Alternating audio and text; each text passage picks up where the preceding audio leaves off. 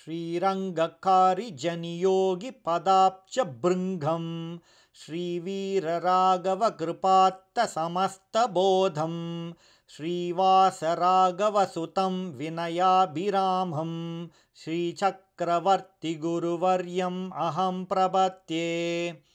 प्रपद्ये षद्गुणनिधिं ज्ञानवैराग्यवारिधिं दक्षं प्रवचने श्रीमच्चक्रवर्त्यार्यदेशिकम्। जय गरुड़ सुपर्णा। श्रीमते रामानुजाय नमः। श्रीमते वेदांत महादेशिकाय नमः।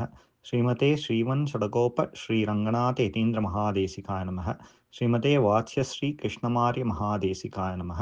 श्रीमते अनंत पद्मनाभार्य महादेशिकाय नमः. வேதம் அர்த்தங்களை மறைச்சுத்தான் கூறும். இப்படிப்பட்ட வேதத்தை நாம் இதிகாசம், புராணம், ஆழ்வார்களின் திவ்ய பிரபந்தம் வாயிலாக அறியலாம். இதிகாசம் புராணத்தை விட சிறந்தது. ராமாயணம், மகாபாரதம் இரண்டுமே இதிகாசங்கள். இது வேதத்தின் இரு கண்களைப் போல. மகாபாரதத்தில் பல ரத்னங்கள் இருந்தாலும் ராமாயணம் மிக உயர்வு அப்படின்னு பெரியவா சொல்லுவா. ராமாயணத்தில் ராமனும் சரி சீதையும் சரி அபயப்பிரதானம் பண்ணியிருக்கிறதுனால இதுக்கு ஒரு தனி சிறப்பு உண்டு. இந்த மேன்மையான ராமாயணத்தின் ஹிருதயமாக அமைந்திருப்பது சுந்தரகாண்டம். இதுக்கு பேர் காரணம் எப்படி வந்ததுன்னு பார்க்கலாம். வால்மீகி பகவான் பாலகாண்டம், அயோத்தியா காண்டம், ஆரண்ய காண்டம், கிஷ்கிந்தா காண்டம் என எல்லாத்துக்கும் பேர் வச்சுட்டே வந்தார். அடுத்த காண்டத்துக்கு என்ன பெயர் வைக்கணும்னு தெரியல அவருக்கு. ஆஞ்சநேயரோட பிரபாவத்தை அதிகமாக சொல்கிறதுனால ஹனுமன் காண்டம்னு வைக்கலாமா, அப்படி இல்லைன்னா சீதையின் பிரபாவத்தை சொல்கிறதுனால சீதா காண்டம்னு வைக்கலாமா, இல்லை லங்கையின் பெருமையை சொல்கிறதுனால லங்கா காண்டம்னு வைக்கலாமான்னு ஒரு சந்தேகம் அவருக்கு. ஆஞ்சநேயரை கூப்பிட்றார். உன்னோட பிரபாவம் அதிகமாக இருக்கிறதுனால ஹனுமன் காண்டம்னு வைக்கலான்னு இருக்கேன் அப்படின்றார். அதுக்கு ஆஞ்சநேயர் நிர்தாட்சியமாக மறுத்துடுறார். அடியேன் ராமனுக்கு ஒரு தாசன். அவர் இட்ட அம்பு போல அவர்கிட்டேந்து கிளம்பி சீதா பிராட்டியை பார்த்து மோதிரத்தை கொடுத்து கனையாழியை வாங்கி சீதா பிராட்டி சொன்ன செய்தியை ராமனுக்கு சொன்னேன், அவ்வளவுதான். இதுக்கு மேலே அடியேனுக்கு ஒன்றும் பெருசாக இல்லை அப்படின்னு சொல்லி ரொம்ப அடக்கமாக இந்த விஷயத்த வால்மீகி கிட்ட சொல்லிடுறார்.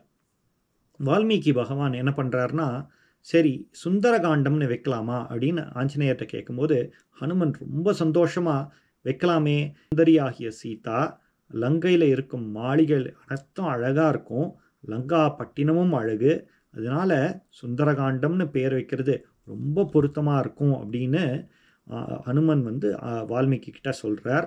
இப்போ வால்மீகி என்ன சொல்கிறாருன்னா, ஆஞ்சநேயா, கொஞ்ச நாளைக்கு முன்னாடி உங்கள் அம்மா உன்னை தேடின்னு வந்துட்டு இருந்தா, நீ போய் உங்கள் அம்மாவை பாருன்னு அனுப்பி வைக்கிறார். ஆஞ்சநேயர் அவள் அம்மாவை அஞ்சனாதேவியை பார்க்க போகிறார். தூரத்துலேருந்து வர்றதை பார்க்குற அஞ்சனாதேவி, சுந்தரா வந்துட்டியா அப்படின்னு கூப்பிட்றா. திரும்பி பார்க்குறார், வேறு யாருமே இல்லை. ஆஞ்சநேயர் கேட்குறார் அவன் அம்மா கிட்ட, யாரை கூப்பிடுற அப்படின்னு. அஞ்சனாதேவி சொல்கிறா, உனக்கு இன்னொரு பேர் இருக்குது, அதுதான் சுந்தரன் அப்படின்னு சொல்கிறா. இதை கேட்ட உடனே ஆஞ்சநேயருக்கு ஒரே ஆச்சரியம். எனக்கே இந்த பேர் இருக்கிறது இப்போ தான் தெரியும், வால்மீகிக்கு எப்படி இந்த பேர் தெரியும் அப்படின்னு யோசிக்கிறார். வால்மீகிக்கு பிரம்மாவுடைய சகல அனுக்கிரகமும் உள்ளதால் அவருக்கு இந்த பேர் மட்டும் இல்லை, ராமாயணத்தையும் எழுதி முடிக்கிற வல்லமை கிடச்சிது. சுந்தரகாண்டத்தை படித்தாலோ கேட்டாலோ காணாமல் போன ஒன்று மீண்டும் வரும். கஷ்டமான காலமும் நம்மள்டேருந்து விலகிடும். காணாமல் போன சீத்தையை 10 மாதத்துக்கு பிறகு ராமனிடம் கொண்டு சேர்த்தவர் சுந்தரர். வாலி வதத்துக்கு பிறகு சுக்ரீவ பட்டாபிஷேகம் நடக்கிறது. சுக்ரீவன் பருவகாலம் இருக்கிறதுனால 4 மாதம் ராமனை பொறுத்திருக்க சொல்கிறான். இந்த 4 மாதமும் ரொம்ப கஷ்டமாக இருக்குது ராமனுக்கு.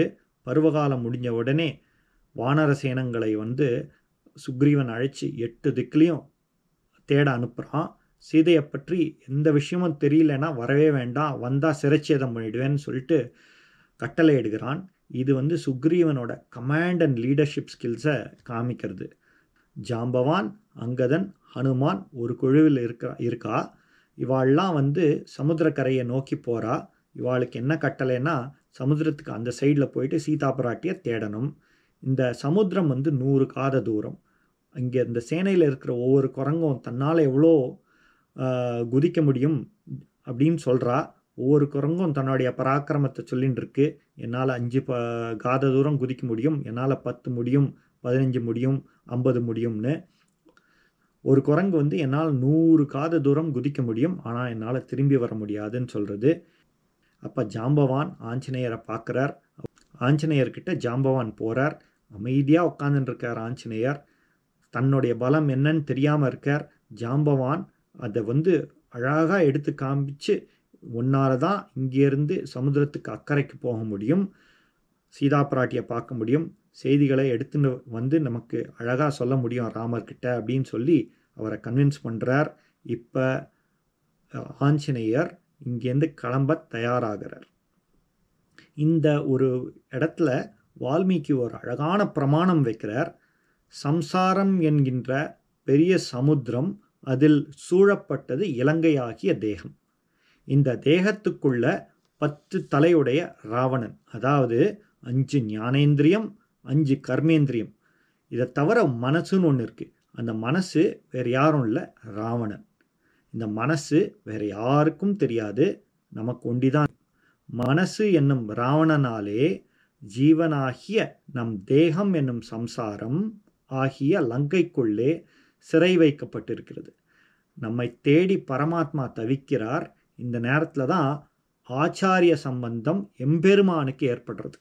ஆச்சாரியனுக்கு ஜீவனாகிய நம் மனசையும் தெரியும், பெருமாளுடைய நிலையும் தெரியும். நம்மையும் பெருமாளையும் சேர்த்து வைக்க பல தடங்கல்கள் வந்தாலும் நம்மையும் பெருமாளையும் சேர்த்து வைக்க தெரியும் ஆச்சாரியனுக்கு. இதுதான் சரணாகதி. இங்கு ஆச்சாரியன் வேறு யாரும் இல்லை, ஹனுமான் அப்படின்றத வால்மீகி ரொம்ப சிறப்பாக சொல்கிறார்.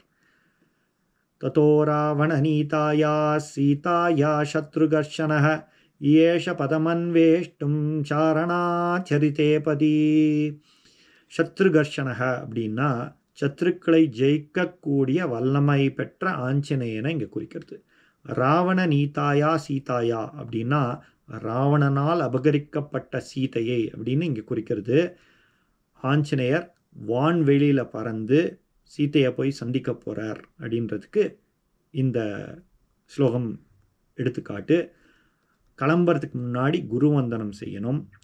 சசூர்யாய மகேந்திராய பவனாய ஸ்வயம்புவே பூதேப்யச்சாஞ்சலீம் கிருத்வா சகார கமனே மதிம். முதல்ல சூரியன் அவருடைய ஆச்சாரியன், அவரை வணங்குறார். பின்னர் இந்திரனை வணங்குறார், தன் தந்தை வாயுவையும் வணங்குறார், பிரம்மதேவரை வணங்குறார், ஜாம்பவானை வணங்கி மகேந்திர மலையிலிருந்து கிளம்ப ரெடி ஆயிட்டார். மகேந்திர பர்வதத்தில் ஏறி ஒரு அழுத்தி வானத்தை நோக்கி பறக்கிறார்.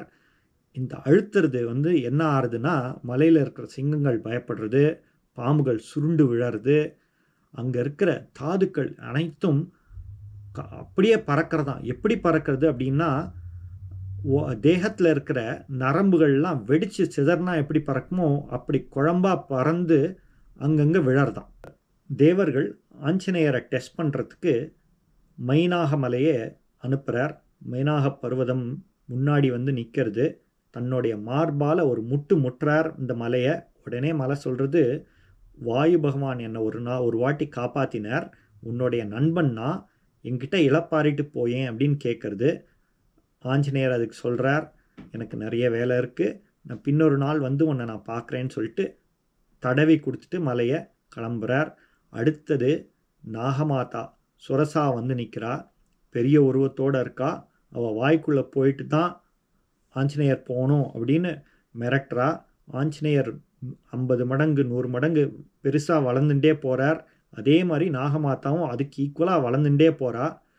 இப்படி திடீர்னு 2 பேரும் வளர்ந்துட்டு இருக்கும்போது ஆஞ்சநேயர் தன் உடம்பை ரொம்ப சின்னதாக சுருக்கி நாகமாதா வாயில் சுரசா வாயில் போய் உடனே வெளில வந்துட்டு, நீ கேட்ட மாதிரி நான் உன் வாய்க்குள்ளே போயிட்டு வந்துட்டேன், நான் கிளம்புறேன் அப்படின்றா.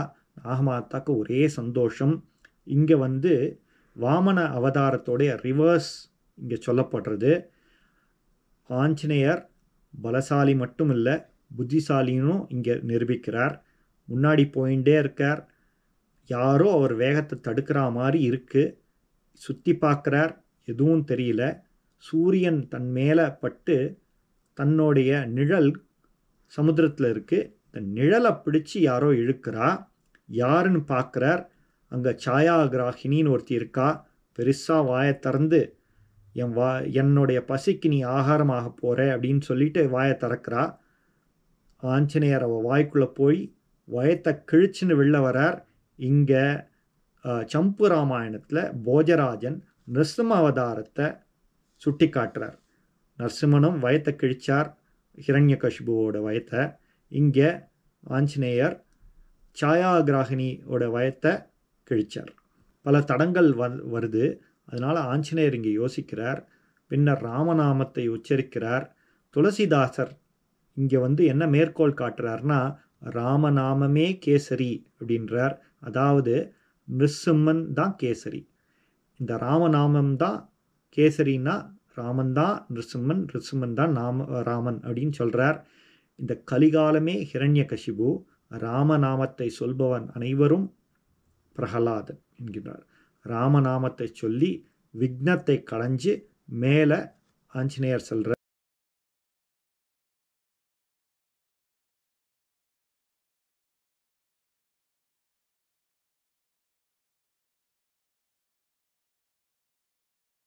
சமுத்திரத்தை தாண்டி லங்கைக்கு வெளியிலேருந்து லங்கையை பார்க்குறார். மாளிகை அழகாக இருக்குது. அங்கே இருக்கிற லங்காப்பட்டினமும் ரொம்ப அழகாக இருக்குது. அங்கேருந்து யோசிக்கிறார், ராம லக்ஷ்மணர்களை எப்படி இந்த 100 கால தூரம் கூட்டின்னு வர போகிறோம் அப்படின்ட்டு. இங்கே அவர் பயப்படல. ஏன் பயப்படலன்னா, இங்கே ஒரு பிரமாணம் இருக்குது. இந்த ராமன் லக்ஷ்மணன் ராவணனோட சண்டை போட்டு ராமன் ஜெயிச்சு சீதா பிராட்டியை புஷ்பக விமானத்தில் கூட்டின்னு போகிற வரைக்கும் சுக்ரீவனோட வானர சேனைகள் கிஷ்கிந்தாலேருந்து வந்துட்டே இருந்தாலாம். அவ்வளவு வானரங்கள் வந்துட்டே இருந்தா. அதனால் அவர் போரில் தோத்துற போகிறோன்ற பயம்லாம் இல்லை அவருக்கு. எப்படி கூட்டின்னு வருது அப்படின்னு ஒரு திட்டம் போடுறாரு இங்கே.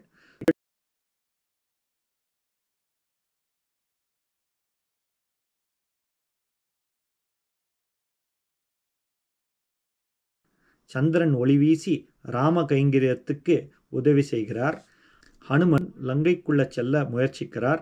லங்கையின் காவல் தெய்வமான லங்கினி ஆஞ்சநேயரை தடுக்கிறார். குரங்கே, யார் நீ? எங்கே இங்கே வந்தாய்? என்ன வேண்டும் அப்படின்னு கேட்குறா. இந்த அழகான லங்கை பட்டணத்தை ஒரு வாட்டி சுற்றி பார்த்துட்டு வந்துடுறேன் அப்படின்றார் ஆஞ்சநேயர். லங்கினி உள்ள செல்ல அனுமதிக்கல. இங்கெல்லாம் உள்ள உனக்கு அனுமதி கிடையாது, போயிட்டு வா அப்படின்னு அனுப்புறா. அதையும் மீறி அனுமன் நுழைய முயற்சிக்கிறார். லங்கினி ஒரு அற விடுறா. ஆஞ்சநேயருக்கு ஒரே கலக்கமாயிடுது. என்னடா அது, ஒரு பெண்ணை நம்மளை அடிச்சிட்டாலேன்னு ரொம்ப கலக்கம். அங்கேருந்து ஓன்னு ஒரு சத்தம் போட்டு இடது கையால் லங்கினியை ஒரு அற விடுறார். விட்ட உடனே அவளுக்கு பிரம்மன் சொன்னது ஞாபகம் வந்துடுது. பிரம்மன், குரங்கு ஒன்று உன்னை அடித்த உடனே உனக்கு சாப விமோசனம் கிடைக்கும் அப்படின்னார். இங்கே இன்னொரு பிரமாணம் என்னன்னா, ராமனுடைய மோதிரத்தை ஆஞ்சநேயர் கையில் வச்சுண்டு அவர் கையால் குட்டுப்பட்ட லங்கினிக்கு சாப விமோச்சனம், ராமன் மோதிரத்தாலேயும் சாப விமோச்சனம் கிடைக்கும்னு வால்மீகி இங்கே ரொம்ப அழகாக சாதிச்சிருக்கார். லங்கினி உடனே ஆஞ்சநேயரை கை கூப்பிட்டு, உனக்கு எல்லா விதத்துலையும் இனிமேல் ஜெயம்தான், ராவணனுக்கு அழிவு வரப்போகுதுன்னு சொல்லிட்டு கஷ்டே லங்கையை விட்டு அவ ஓடி போறா. இந்த லங்கைக்குள்ள இனிமேல் இடது காலை வச்சு நுழையிறார். வெற்றிக்கு இடது காலை வைக்கணும், பணிவுக்கு வலது காலை வைக்கணும். லங்கைக்குள்ள செல்கிறார். அங்கே யாகசாலை, வர்ணசாலை, பாடசாலை என பல இடங்களில் பார்க்குறார். சீதை அங்கெல்லாம் காணலை. அங்கேருந்து அப்படியே சுற்றி வரும்போது ராவணனுடைய அந்தப்புறத்துக்கு போகிறார். அங்கே பல நறுமணங்கள்லாம் வீசுறது, பல பதார்த்தங்களை சமைச்சிருக்கிறதுனால அதோடைய மனம் வீசுறது. அப்சரஸ் எல்லாம் இருக்கா. பல அப்சரஸ்கள் மிருதங்கம், வீணை, இப்படி பல வாத்தியங்களை வாசிச்சுட்டு இருக்கா. ஒரு பெரிய மஞ்சம் தென்படுறது. அங்கே கருத்து பருத்த ஒரு உருவம் உறங்கி கொண்டிருக்கிறது. அதை பார்த்து ராவணன் அப்படின்னு ஆஞ்சநேயர் தெரிஞ்சு கொள்கிறார். இப்படி ஒரு ஐஸ்வர்யத்தை வச்சுருக்கிற ராவணன் சீதா தாயாரை அபகரிக்கலைன்னா அவனை யாருமே வென்றிருக்க முடியாது. ஏனோ லோகமாதா மேலே காமப்பித்து பிடிச்சு அலையிறான் அப்படின்னு சொல்லிட்டு ரொம்ப வருத்தப்பட்டார். மஞ்சத்தில் ஒரு அழகான பெண்ணை பார்த்துட்டு இவ தான் சீதையாக இருக்கும் அப்படின்னு நினச்சி குதூகலிக்கிறார். வாளுக்கு முத்தம் இடுகிறார். சீதா பிராப்தி எப்படி இங்கே இருப்பா? அவள் தான் ராமபத்னியாச்சே, பதிவிரதையாச்சே. இது மண்டோதரி என பின்னாடி தெரிஞ்சுக்கிறார். பல இடங்களில் தேடுறார், சீதை கிடைக்கல. சந்தியா காலம் ஆனதுனால ஸ்திரீகளுக்கு சில தர்மங்கள் உண்டு. சீதா பிராட்டி கண்டிப்பாக இந்த தர்மத்தெல்லாம் கடைபிடிப்பார் அப்படின்னு சொல்லி நம்பிக்கையாக இருக்கார்.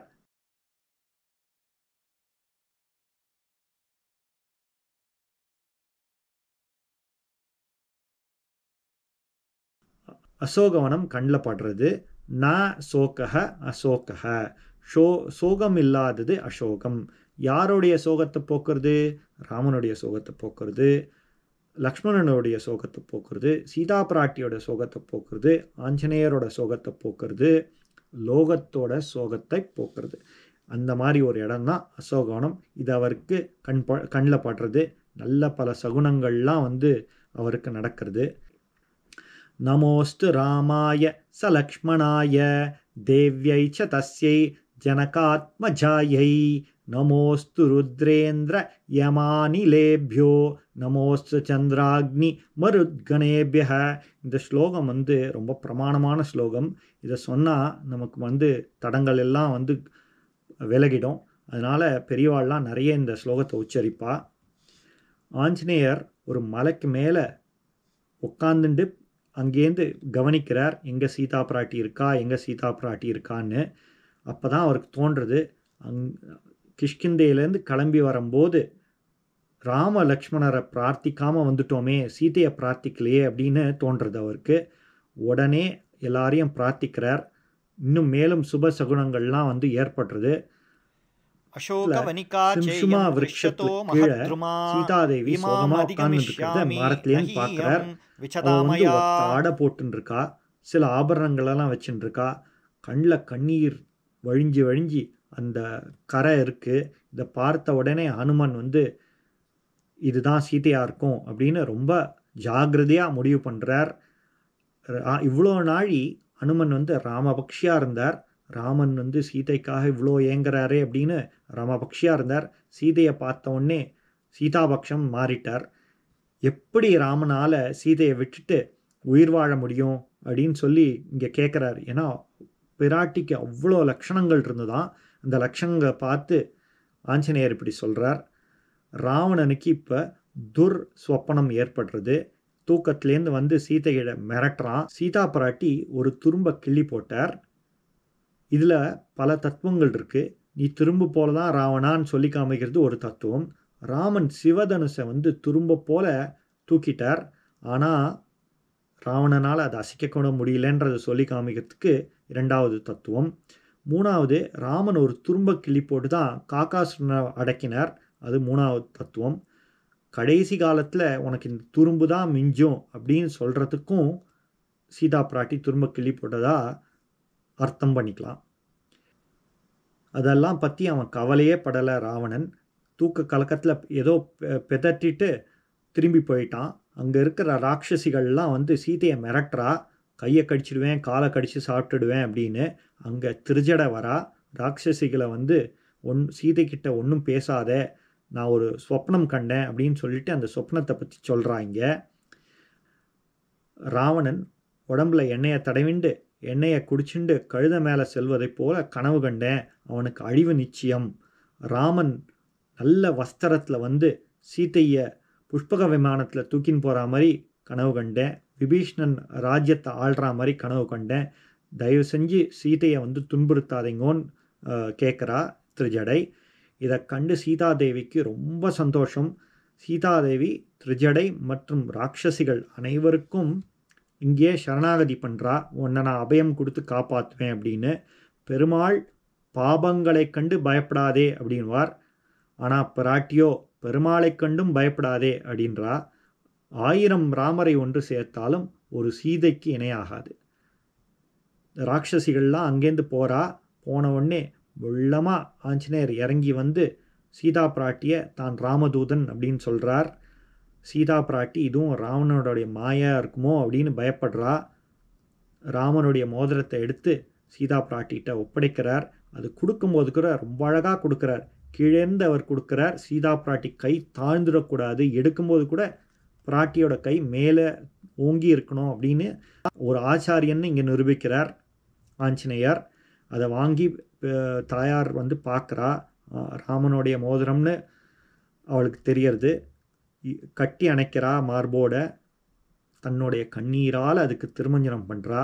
ராமன் எப்படி இருக்கார்னு கேட்க, சீதா பிராட்டியே நினச்சின்னு இருக்கார், சீதா சீதான்னு புலம்பின்ண்டே இருக்கார், நேரமும் உங்களோட நினைவு தான் அப்படின்னு சொல்லி ஆஞ்சநேயர் சொல்கிறார். மேலே கேட்குறா, வேறு ஏதாவது விஷயம் இருந்தால் சொல்லு ராமனை பற்றின்னு. ராமனும் சீதையும் அந்தரங்கமாக இருக்கும்போது நடந்த பல விஷயங்களை ஆஞ்சநேயர் சொல்கிறார். இதில் ஒரு முக்கியமான விஷயம் காகாசுர விருத்தாந்தம். இதை சொன்ன உடனே சீதா பிராட்டிக்கு நம்பிக்கை வருது. ஏன்னா இந்த விஷயத்தை லக்ஷ்மணன் கூட கேட்டதில்லை, லக்ஷ்மணன் கூட தெரியாது. ராமன் எவ்வளவு நம்பிக்கை இருந்தால் ஆஞ்சநேயர்கிட்ட இந்த மாதிரி அந்தரங்க விஷயம், சீதாவுக்கும் ராமனுக்கும் உள்ள அந்தரங்க விஷயத்தை சொல்லி நம்பிக்கையோடு தன் மோதிரத்தை கொடுத்து அமைச்சிருப்பார் அப்படின்றது வந்து இங்கே நிரூபணமாகுது. இதெல்லாம் சொல்லி முடிச்சுட்டு சீதா கிட்டேருந்து கணையாழியை வாங்குறார். வாங்கிட்டு ஆசீர்வாதம் வாங்கி கிளம்புறார். அசோகவனத்தை துவம்சம் பண்ணுறார். அங்கேருந்து ராவணனுக்கு இந்த செய்தி போய் சேர்றது. நான் கிளம்பி வரேன், கிளம்புறான் ராவணன். அங்கே வந்து அக்ஷயகுமாரன் ராவணனை தடுத்து நான் போகிறேன் அப்படின்னு சொல்லிட்டு அவன் போகிறான். அங்கே கதவில் இருக்கிற உலக்கையை வச்சு அக்ஷயகுமாரனை மிளகா அரைக்கிற மாதிரி அரைச்சி கொன்னுடுறார். அடுத்து இந்திரஜித் வரான். பிரம்மாஸ்திரம் மூலமாக ஆஞ்சநேயரை கட்டுப்படுத்துகிறான். இந்த அஸ்திரம் ஆஞ்சநேயரை கட்டுப்படுத்தாது, ஆனாலும் பிரம்மாவுக்கு ஒரு மரியாதை கொடுத்து அவர் கட்டுப்பட்டது போல் நடிக்கிறார். இப்போ அங்கே இருக்கிற ராட்சசர்கள்லாம் துணியாலையும் ஆடையாலையும் அவரை கட்டுறா. இதில் வேறு என்ன பிரமாணம்னா, ஒருவன் சரணாகதி அடைஞ்ச பிறகு மற்ற தேவதைகளை நாடினால் பெருமாள் மற்றவர்கள் பார்த்துக்கிட்டோன்னு விட்டுருவார். மற்ற தேவதைகளோ பெருமாளே கைவிட்டுட்டார்னு அவளும் விட்டுடுவா. இதை தான் இங்கே வந்து வால்மீகி ரொம்ப அழகாக சொல்கிறார். ஆஞ்சநேயர் வந்து ராவணனை பார்க்கணுன்றதுனால அஸ்திரத்துக்கு கட்டுப்பட்ட மாதிரியே நடிச்சுட்டு இருக்கார். இவாள்லாம் வந்து ராவணனுடைய சபைக்கு ஆஞ்சநேயரை கூட்டின்னு போகிறா. அங்கே வந்து ராவணனை பார்த்து அவர்கிட்ட பேசுகிறார். ராமனுடைய பராக்கிரமத்தை சொல்கிறார். வாலி வதம் எப்படி ராமன் பண்ணான்னு சொல்கிறார். கரதூஷ்ண வதம் எப்படி பண்ணான்னு சொல்கிறார். ராமனிடம் சரணடைஞ்சிரு அப்படின்னு ஹிதோபதேசம் பண்ணுறார். ராவணன் இதை கேட்குற நிலைமையிலேயே இல்லை. ஹனுமானை கொல்லுமாறு ஆணையிடுறான். விபீஷ்ணன் தடுத்து இவன் ஒரு தூதுவன், இவனை கொல்லக்கூடாது அப்படின்னு சொல்கிறார். இவர் ஒரு வானரமாக இருக்கிறதுனால வால் வானரத்துக்கு ரொம்ப ரொம்ப முக்கியம், வாலில் நெருப்பு வச்சிரு அப்படின்றார். எல்லாரும் சேர்ந்து ஆஞ்சநேயரோட வாலில் நெருப்பு வைக்கிறா. அந்த நெருப்பை கொண்டு லங்கையே எரிக்கிறார். வாலில் வைத்த நெருப்பு சுடவில்லை, வாலினால் வைத்த நெருப்பு சுட்டது. ஏன் வாலில் வச்ச நெருப்பு சுடலைன்னா சீதா பிராட்டியோட அனுகிரகம் ஆஞ்சநேயருக்கு இருந்ததுனால வாலில் வச்ச நெருப்பு சுடலை. அங்கேருந்து லங்கையை எல்லா இடத்தையும் எரிக்கிறார். அவருக்கு ஒரு சந்தேகம் வருது, சீதா பிராட்டிக்கு ஏதாவது நடந்திருக்குமோன்னு ஒரு அச்சத்தில் திரும்பி வந்து சீதா பிராட்டியை பார்க்குறார். ஆசீர்வாதம் வாங்கிட்டு நேராக போய் ராமனை சந்திக்கிறார். கணையாழியை கொடுக்குறார். ராம லக்ஷ்மணர்களை படையோடு கூட்டின்னு வந்து ராமன் ஜெயிச்சு சீதா பிராட்டியை கூட்டின்னு போய் பட்டாபிஷேகம் நடக்க உதவியாக இருக்கிறார் இந்த ஆஞ்சநேயர். சுந்தரே சுந்தரி சீதா, சுந்தரே சுந்தரோ ஹரிஹி, சுந்தரே சுந்தரம் சர்வம். இந்த சந்தர்ப்பத்தை அடியேனுக்கு அளித்த காலக்ஷேப ஆச்சாரியன் ஏபிஎன் சுவாமினுக்கு அடியேனோட கோடி நமஸ்காரங்கள். வாழியனுது புல்வருணுமாந்தாசரியன் வாழியவன் பாதாரவிந்த மலர் வாழியவன் கோதிலாக தான் மலரை கொண்டாடி கொண்டிருக்கும் திதிலார் நல்லோர் திரள்.